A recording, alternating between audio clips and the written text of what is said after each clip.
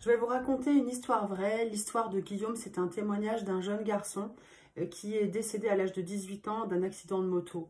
En fait, il avait très envie de faire de la moto, il savait en faire.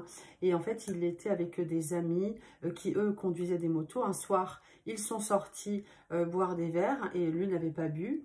Et en fait, au moment de partir, un des copains lui dit mais moi, je peux pas rouler, j'ai trop bu, vas-y, prends la moto, tu sais conduire. » Et ce Guillaume me dit mais non, oui, je sais conduire, mais là, ta moto, c'est une grosse cylindrée, je peux pas la conduire, c'est trop dangereux. » Et donc, il lui fait mais voilà, t'as peur, tu veux pas la conduire, t'as trop peur, non, vas-y, il faut que tu me ramènes, je sais que tu en es capable.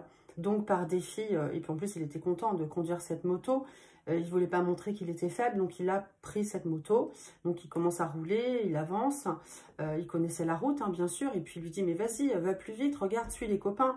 Donc il s'est dit ok, je suis capable, j'y vais.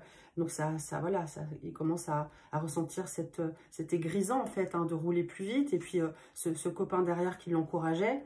Seulement le virage est arrivé, et ce virage, voilà, c'est parti en vrille, accident, donc gros crash.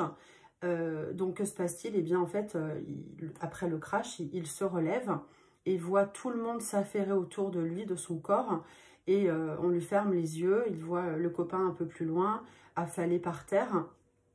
Et rapidement, quelqu'un, donc lui, en fait, il assistait à la scène, hein, et un être de lumière vient le voir et lui dit, voilà Guillaume, c'est terminé pour toi, tu es mort. Il fait, mais non, je ne suis pas mort, je vois ce qui se passe, regardez, c'est pas possible. Il n'y avait que lui qui le voyait.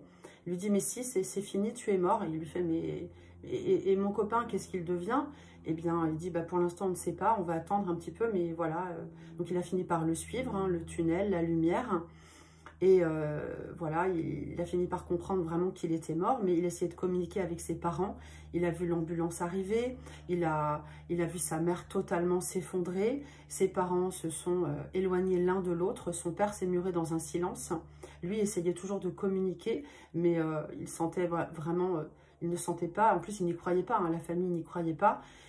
Et en fait, il témoigne pour dire que voilà, de l'autre côté, ils sont toujours vivants. Lui, il a dû dépasser sa culpabilité par rapport à l'accident qui est arrivé, par rapport à cette mort qui a été créée. Le copain, lui, était dans le coma. Il est sorti et donc a dû réapprendre à marcher. Ses parents lui ont énormément voulu. Les parents du copain lui en ont voulu à Guillaume. Mais le copain a dit non, non, c'est pas de sa faute. C'est à cause de moi.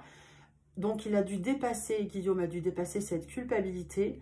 Et finalement, il y est arrivé, mais il veut témoigner pour qu'on sache, pour que dans le livre dont j'ai raconté l'histoire ici de Christine André, Plus doux sera l'éveil, eh bien, pour que les parents sachent, reconnaissent l'histoire et qu'ils comprennent qu'il est bien vivant de l'autre côté.